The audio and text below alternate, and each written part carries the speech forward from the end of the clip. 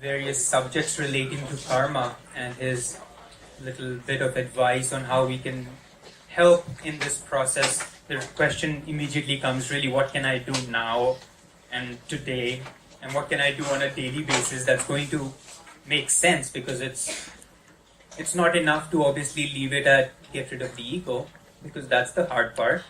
So you need to have tools and techniques that you can do here right now, irrespective of whether you are this tightly bound to the body or that you're a little loose and that you're not so attached to the body.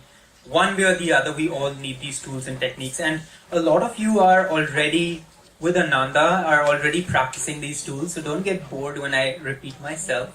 Because it's important, although they are very simple, these tools, and you might be already practicing them, it's important to put them into the perspective of this is what I need to actually do when karma comes. A lot of times we know these techniques, we know these tools, but we very, very, very seldom put them into practice when the time's appropriate to put them into practice. We meditate every day fine, but when we get up and our, Aya or the maid drops the cup that we love so deeply, all that peace, all that joy, all that love that you were feeling, gone. So then what do you do? Right there, right now, the cup has broken. What are you going to do? So I thought, Yogananda of course gave all these techniques, and they're very simple and they're very helpful. I have been trying my best to put them into practice whenever the opportunity presents itself, and I hope you can do the same. I'm going to focus on 4 different aspects of ourselves, and I'm going to give you one very simple tool for each of those 4. The first is the body. The second is the mind. The third is the heart. And the fourth is the soul. And they're all interconnected. You can't just separate, this is only for the body, this is only for the soul. But these are ways that you can look at it. When a big situation enters our life, in fact, when even a small situation enters our life, and we don't like it, what's our first reaction to it? What do we want to do? We want to do 2 things. Either we want to just push it away from us, or we want to hide away from it. Those are our 2 possible reactions. Either we push or we hide. We don't accept, of course. We don't want to accept. We will never accept this situation as coming to us for our good, because we don't like it. Because it's not easy, and because it's not pleasurable. And because it's not these 2 things, it's not good for us. And so what we do is we push or we hide. We take drugs, we take alcohol. Why do we do that? To dim our awareness to the point where we think, oh, we're not even aware of the karma, so maybe it'll just pass, and while I stay in this dim state of awareness, everything will be fine. And then when we come out of this dim state of awareness, there it is, always waiting for you, just sat there on a shelf, and the moment you came out of it, it came down. So what we need to do, if our karma is like this wave that's coming onto the shore, the only way we can overcome it or even face it is to be a bigger wave. And let that crash against it. And so what do we need is the first thing to be a big wave. We need energy. When a situation comes to us, our first reaction is, let me lower my energy to the point where maybe the situation didn't see me. So if I'm barely non-existent, maybe it'll just go away. But it doesn't go away. And so we, rather than lowering our energy and making ourselves small, which is our tendency, which we think if we have less energy, we'll be happy, which is somehow weird because we all know that when we have less energy, we're not happy. So we need to increase the energy in our body. How do we increase the energy in our body? Well, one simple way, I'm sure there are many ways, and all of you can find your own way to increase the energy in your body. You can even go to the gym, you can go for a run. But what can you do right here, right now? Here's the situation right in front of you. Yogananda said it gave us a technique of breathing and tensing and relaxing the body. And he did it through a particular breathing. He called it the double breath. It also releases tension with our breath. So this is one thing that's only helping us release a little bit of tension. But with it, what we're going to do is with the inhalation, we're going to tense the entire body. So we're going to do an inhalation like this. And we relax. Why are we tensing our body? Now here, Yogananda said, comes the key of how do you bring energy? How do you move energy in this world? How do you move energy in the world? What is the one thing that you use? And none of our last night's level 2 students are to answer this question, or level 1 students. What aspect of your being do you use to direct energy? Your willpower. And so when I'm asking you to tense the body, I'm asking essentially for you to use your will. You see, when I go to the gym and when I need to lift these dumbbells, what am I doing? They're heavy, so I naturally have to use a lot of my willpower to lift them, and then I naturally have to use a lot of my willpower to set them back down. But my focus is outward. Oh, those things give me energy. Those are what's good here. Not me. I'm not doing anything. It's those dumbbells out there. But you can do the same thing without the dumbbells. If you walk up to a bucket and you think this bucket is empty, you'll go up to it, you'll try to lift it up, but then you suddenly realize it's not empty. And you've committed a certain amount of energy because you've committed a certain amount of willpower to lift that bucket up, and you realize that wasn't enough. Because when your mind said empty bucket, your willpower said, okay, 62% energy, go. It goes. Then the moment you realize that the bucket's actually full, your will has to readjust. So the will is like a dial. It moves the amount of energy that we need. So we can use our willpower to increase the amount of energy in our bodies. Because we're not limited beings of energy. We don't need only food and oxygen and sunshine. We can actually attract energy from the environment around us, because now even science is telling us everything is energy. Albert Einstein's simple equation, E equals mc square, basically says mass equals energy. Energy and mass are the same, just energy is a subtler aspect of it. So what this table and my skin were both made up of energy patterns. And so I can actually access that energy and I can use my willpower. And now that's a much deeper thing of how can I actually bring that energy in. But if I can just say, oh, I'm only doing it with my body, that's something I can immediately relate to. I don't have to think, okay, now sit down and try to suck the energy from the universe in. No, just... That's all, stand up.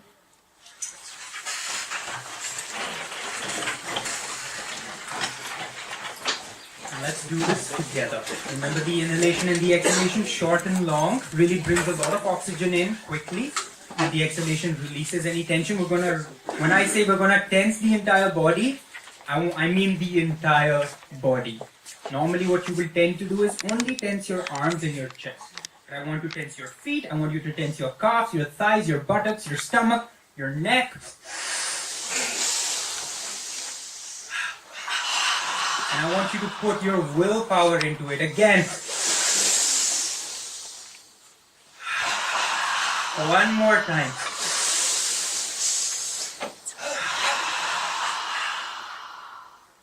You feel more energetic? You feel a little tingling sensation in your body?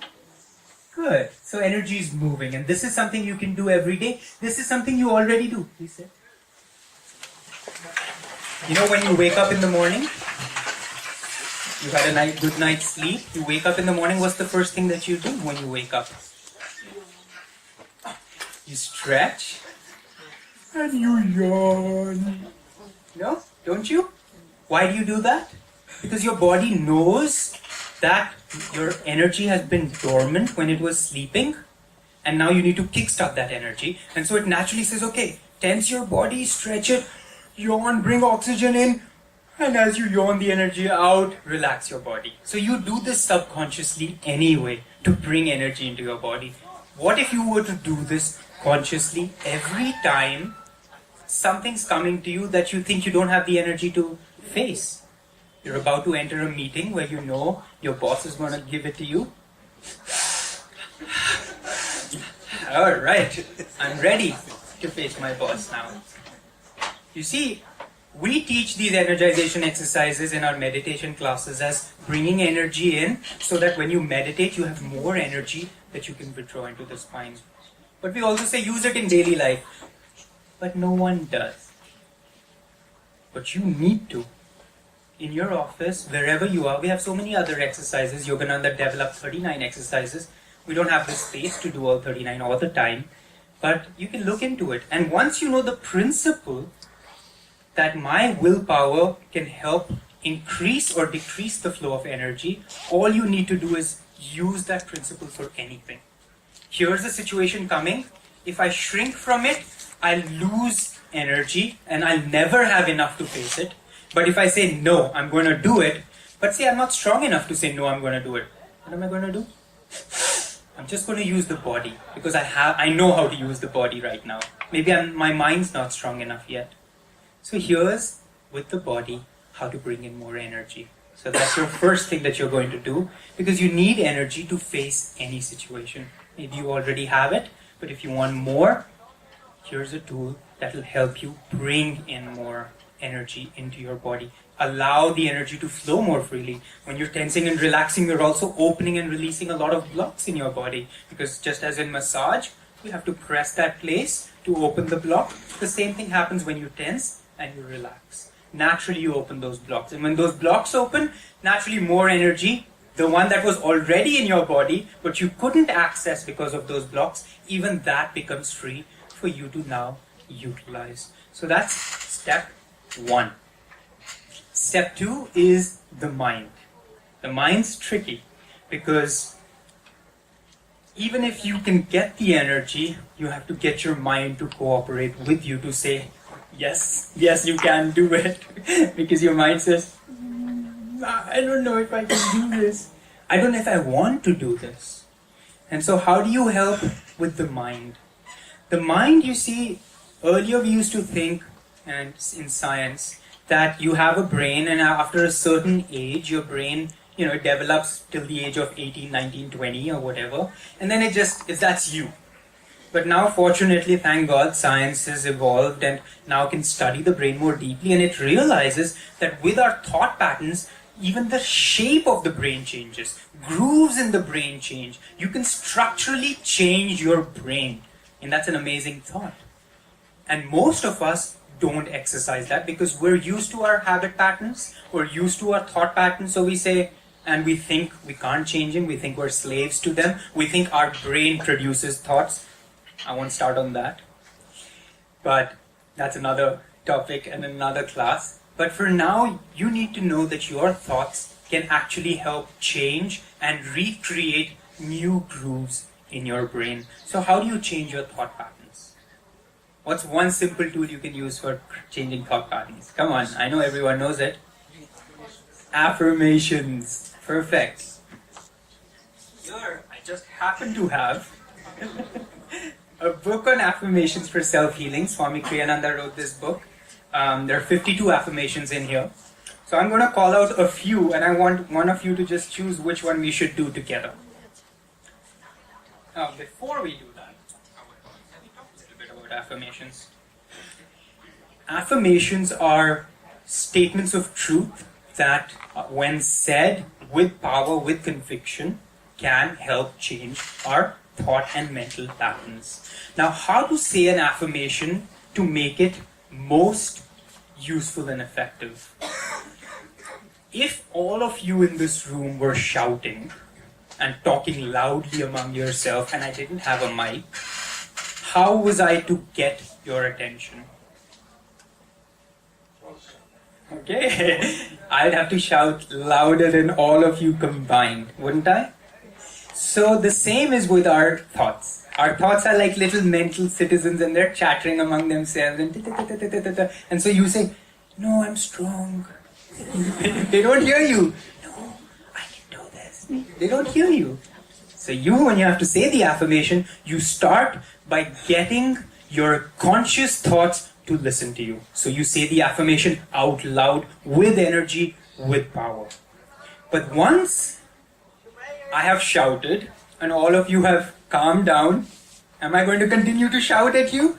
No. And I'm going to say, okay, now you're paying attention. Now I'm going to say it regularly, in a regular voice. I'm going to talk to you. But then, so here we're dealing with our conscious mind. Shouting, or saying it loudly, don't shout.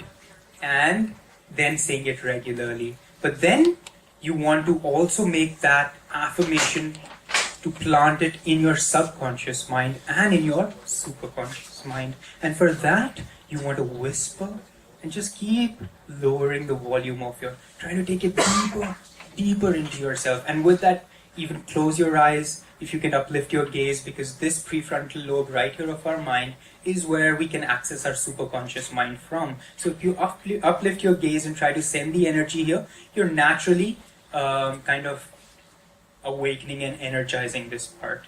And so in your affirmations, then you start saying it softer, until eventually you're just mentally saying the affirmation, and as though you're really planting the seed right here. And with that, if you can do that every day, several times a day, you'll really begin to start seeing a change. I know my mom, when she started on this journey, when she kicked us out of the house, said, okay, go to college, now I'm going to start my own journey.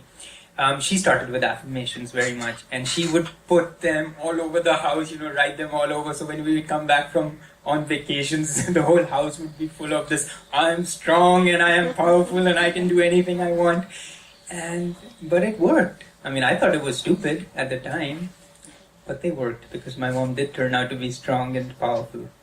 And so that's something you can do as well, fill your house, fill your place with these affirmations, so that each time you see them, it reminds you, oops, I'm not this weakling. I'm not this person who needs to cower in front of situations. I can take charge of my life. And so these affirmations are going to help you. So now we're going to pick an affirmation and we're going to do it together and see if we can get it going. So a few topics come to my mind that deal with karma. First is energy. We already talked about it. We need more energy, so we can do an affirmation for energy. We can do an affirmation for courage, or my favorite, we can do an affirmation for willingness. Which one do we want? Willingness. Okay, wow, it's your favorite too? Good. Okay, 50, page number 50. Let's see, what does willingness do? Enthusiasm is good too, but let's start with willingness. So I'm going to say these words, and I want you to repeat these words loudly after me. Okay? Everybody sit upright, nice and straight, spine straight, get that energy flowing up. I welcome everything that comes to me. I welcome everything that comes to me as an opportunity for further growth. I welcome everything that comes to me. I welcome everything that comes to me as an opportunity for further growth. As an opportunity for further growth. I want you to be louder than me, please. I welcome everything that comes to me. I welcome everything that comes to me as an opportunity for further growth. As an opportunity for further growth. Now in a regular voice. I welcome everything that comes to me. I welcome everything that comes to me as an opportunity for further growth.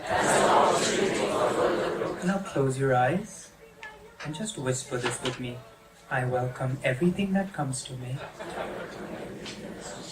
as an opportunity for further growth. Again, I welcome everything that comes to me as an opportunity for further growth. And now silently, really uplift that eyes behind closed eyes. Try to feel as though you're planting this thought, this affirmation in your superconscious mind, in the prefrontal lobe. That's where the brain is going to change.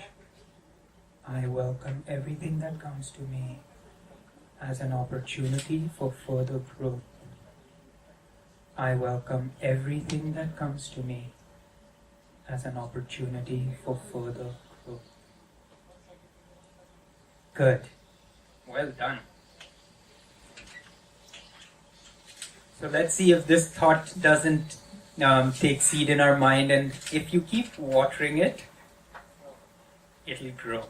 And how are you going to water it? By repeating it. Make the affirmation your own. Make it whatever you feel like. If you like what Swami's written because he's meditated on them, wonderful. Otherwise, make it your own. But make it positive. When you're trying to affirm something like, I don't want to be smoking or something, it shouldn't be like, I shouldn't smoke, I shouldn't smoke. I have no need for something like that. So make it an affirmation, make it an aspiration rather than no, I shouldn't do. So even keep that direction of your affirmation constantly positive. So we've gotten two things down. What do we have? We've got the body, we've got the mind. Now we need to get to the heart. Now the heart, Jayaji gave us the thing that in Patanjali's book, the Yoga Sutras, he talks about yoga as yoga's chitta vritti nirod. Yoga is the neutralization of the vrittis, those whirlpools that Jayaji was talking about. They start up when we have that original thought. Those vrittis and whirlpools of chitta. And Yogananda defined chitta as feeling. And not the feeling like, oh, I'm feeling love or I'm feeling... It's the feeling that's the likes and the dislikes. And they originate from the heart, not from the mind. We think everything's originating from here, but they're really originating from here. This is where all that energy gets kind of, you can say, caught up, or those blocks are created, or those strings of attachment are created right from the center. So we need to still the heart. Because what happens when a situation comes to us, a karmic situation comes to us? Our first reaction is to judge it whether I like it or not. Our first reaction is not, oh, let me accept this, or, oh, this is an opportunity for further growth, yoo-hoo. It's like, I don't want it. No. Bad karma, down. We treat it as though it's something stupid. It's like, there must have been a mistake here. This isn't my address. You posted the letter long ago. So it's going to come to the right address. You know your address. You know who you are. Maybe you don't, but you're trying to. And so it's here for you as an opportunity for further growth. But as long as your heart's restless and is involved in the process of judging it, whether it's right or wrong, whether I like it, whether I want it, it becomes harder to deal with it, because then so much of you gets involved in it. And as Jayaji was saying, part of the whole process is to have that little bit of detachment, have that little bit of distance. And so what we can do to help still the heart's energy is very simply a pranayama. The simplest of all pranayams. Pranayams help in our mind also to calm the mind down, but the originator is always the heart. It's connected, these two. And so when we do the pranayam, when we're a little restless, when we're a little agitated, the pranayam helps us calm our heart's agitation down a little bit. And what's this simple pranayam? It's called the even count breathing or triangular breathing. And I invite all of you to actually, once we practice it, to do these things when the situation arises. Because it's always in retrospect, oh, I had that pranayam, I should have tried it out. You have it. Let's start doing these things. Let's try with the affirmations, try with the energy, but also whenever such situation comes and you're a little agitated, you want to push it away really, just say, okay, if I calm my heart's feelings down, my ability to accept it and actually work on it is going to increase. Because Yogananda actually gave a fascinating statement which on the surface is very simple, but really you have to think very deeply about these things. He says, reason always follows feeling. So if you have the feeling and you're down in a low mood, you can't reason your way out because your energy has fallen down. Your feeling is saying that I'm in a mood. And so every thought you will have will strengthen why you should be in that mood. Whereas as Jayaji was saying, if you're up and happy and feeling joy, if the feeling is of joy, then no matter what comes to you, you see it in the perspective of joy. Because your reason then follows your feeling. So before even the affirmations can really take root in our consciousness, we have to also get our feeling to start cooperating with it. And for having a feeling cooperate, the feeling needs to be calm. And so this pranayam of even count breathing is going to help us calm those feelings down. And this is very simple. We'll inhale for a certain count, we'll hold our breath for a certain count, and we'll exhale for a certain count. What's happening here really is there are two channels in our body. I don't want to go too deeply into it. They're the Ida and the Pingala, and energy is constantly flowing in the Ida and the Pingala. And when we are excited, the energy is always off balance. Either it's shooting up or it's shooting down. And this process of breathing, because our breath is very closely related to our energy, this process just balances it, thereby neutralizing it. Just balance the two. Get the Ida and the Pingala to come to a place where they can just be even. And so that's what's happening in this pranayama. So let's try that.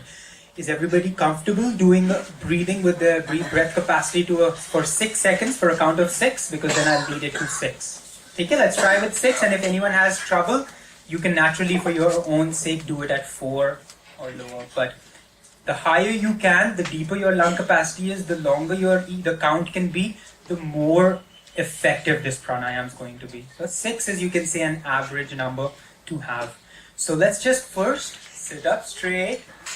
No reason to bend the spine. Let's all exhale and throw the air out. And now inhale. Hold. Exhale.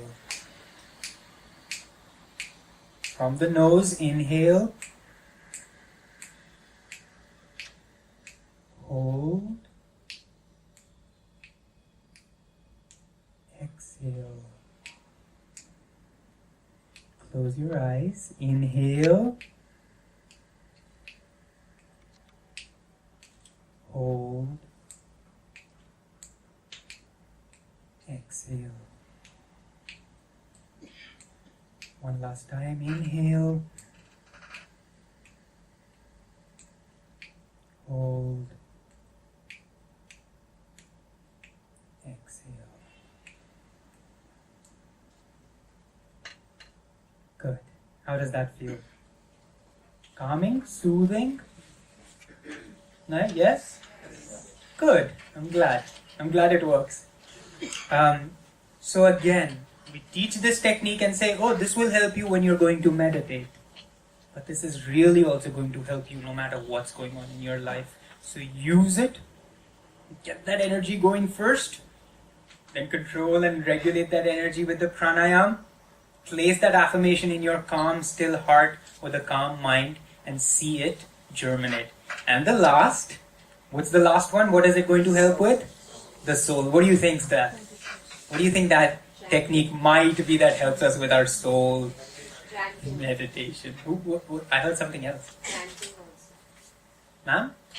Someone said Chanting. Chanting can also help with our soul. Actually, chanting is going to help still our heart's feelings. And that's a wonderful thing you can do. Japa, chanting, everything. Because what that does is naturally through music, our heart energy, our heart center opens up a little more, relaxes a little more. So it'll help you calm your... So if a big stressful meeting is going to come or you know a big situation is going to come, Shri Ram, Jai Ram, Jai Jai Ram, Shri Ram, Jai Ram, Jai Jai Ram. Naturally you will start saying, this is fun, and you'll be quiet and calm, and then you go to the boss or whoever and whatever the problem is, and you'll be able to face it at least more calmly. See, because the issue here is not whether or not we can get rid of this karma. I think Jayaji made good enough point that as of now, at least where we are, most of us, getting rid of karma is not our problem. Our problem is facing it, and facing it in the right way so that we neutralize it and don't let it spread any further or become, like the hydra. You cut one of its necks and the heads off and two more pop up. And that's mostly how we are, because we're like, everything needs to be cut and everything needs to be slashed, and that's the energy, because we don't want it, as Jayaji was saying, everything's the dislike, and so let's cut it out as much as we can. And then two more heads are going to come, then you cut them, and then four more will come, and eventually your house will be full of the hydra. So better than that is to just tame the hydra and say, there, good boy, sit, now roll over. That's what we're trying to do. So with the technique for meditation, I'm not going to give you really a technique for meditation right now.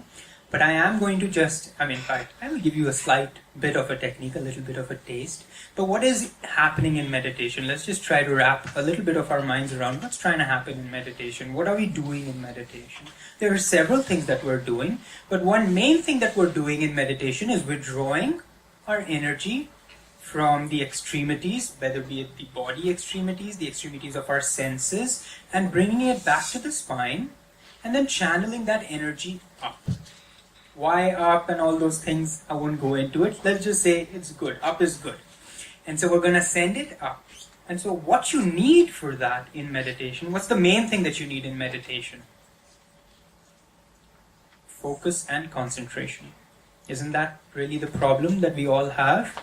But the moment I sit for meditation, I can sit, but I'm just going to have thoughts constantly revolving. So yes, I can do a pranayama, which will help me relax a little bit, but I still don't get that focus and that concentration. And so you need to give your mind something, because you can't just say to the mind, no thoughts. I said no. Just like the mind's like, that's my job. That's what I'm paid for. I need to have thoughts. So you need to tell the mind, okay, here's something else to think about. Here's something that you can substitute for those thoughts. And one wonderful thing to substitute for your thoughts is your breath. Watching the breath. Because the breath is here and now with you always. You don't need anything else. You don't need to carry it anywhere. You don't need to do anything about it. It's just here, right here. And part of what meditation is, and part of what our thoughts do, is our thoughts keep us either in the past or in the future. Where don't they keep us? In the present, in the now. And the breath is here and now. It's happening right here, right now in front of you, with you. There's nothing to think about it. There's nothing to change in it. It's right here, right now. No more thoughts in the past. No more thinking about the future. Think about the breath. And so all we're going to do in this meditation, and if you're interested really to make meditation a very central practice in your life, then come see us. We stay at Panchil Park. We'd love to help you out. But for now, I'd like to leave you with the thought, with the little experience of just watching the breath. So let's again sit up straight. Good. So in meditation, number one thing is an erect spine, because remember we're trying to channel the energy in the spine upward. If your spine is bent, your energy won't move upward. It's going to get blocked. So keep that spine straight and erect. Let's close our eyes. And let's just watch the breath. In watching the breath, think of the breath as something separate from you.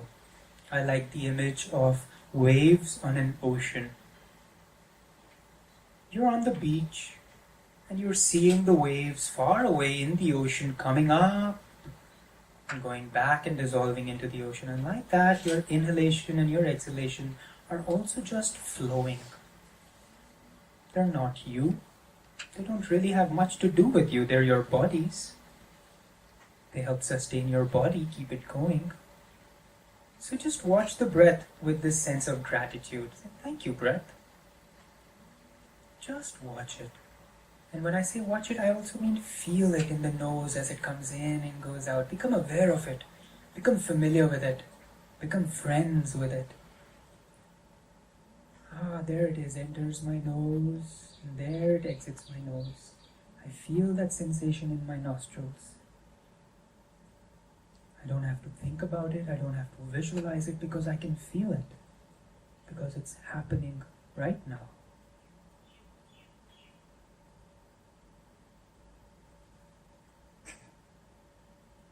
Watching it flow.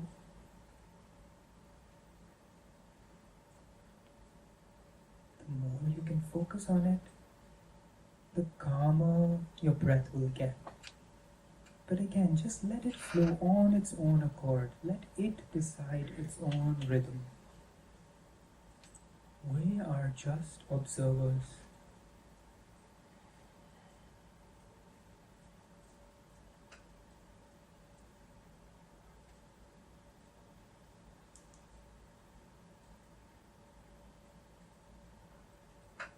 And I'd now like you to just come back. Just a very short experience that I wanted you to have of what it can be if you can sit in meditation, bring your mind to focus on something. And it's the same sense of watching the breath, that if we can take that experience and transpose it in our life, where karma is happening, it's flowing, I'm observing it, I'm responsible for it, but it's a process that's been put into motion. I have no control over it, and I don't really want to control it. I want to control my reaction to it. And if we can change somehow in our consciousness that idea of what karma means to us and what and how we can relate to it, I think we can make wonders happen, and our life can really be something of a wonder, and something fun, and something inspiring, and something that you can share with others. So I hope you enjoy that. I hope that's helpful, and more than anything else, I hope you use it. That's always, many people come and say, I need this, I want this, and then they go back and then they come back a month later and say, how did it go? Oh, I didn't do anything. I didn't use it. The time came and I didn't use it at all. So please go back and use it, try it. Today, right now, you go and you're looking for an auto and the auto is not coming. Okay, I'm going to get my energy up and I'm going to deal with this situation and I'm going to calm my heart's feelings. I'm not going to be throwing swears at all the autos that pass by and don't stop for me. He's going to deal with this karma naturally, comfortably, in myself. And then you'll start experiencing that joy. That's just the natural byproduct. When all this is gone, all that remains is joy. So then you'll naturally be there. And you don't have to work at it.